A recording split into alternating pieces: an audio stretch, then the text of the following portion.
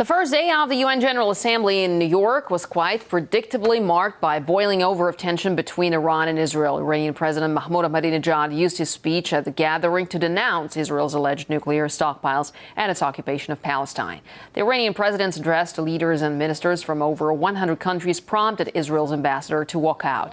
Ahmadinejad also implicitly accused the U.S. of shielding Israel and paving the way for a strike on Tehran. This comes just days after Washington decided to remove an Iranian militant group, the MEC, off its terror blacklist. Jamal Abdi, the policy director of the National Iranian American Council, believes the sudden change of heart over an organization striving to overthrow the Iranian regime is no coincidence.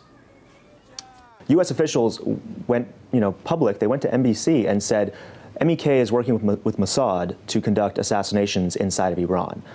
So there's clearly, at least reportedly, still a paramilitary aspect to this group, and they are committed to advancing their political agenda by using violence. And here's the thing.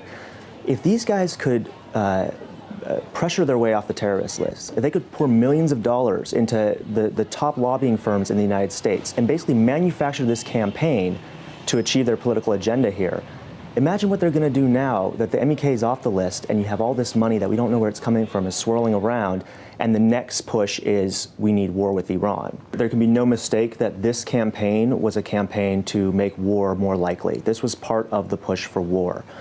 When you have negotiations between the U.S. and Iran, the number one hurdle from the Iranian side is this perception that the United States doesn't actually want to negotiate a resolution to the nuclear issue, that this is about regime change. Just like on our side, our number one concern is we can't trust the Iranians that they don't want a nuclear weapon.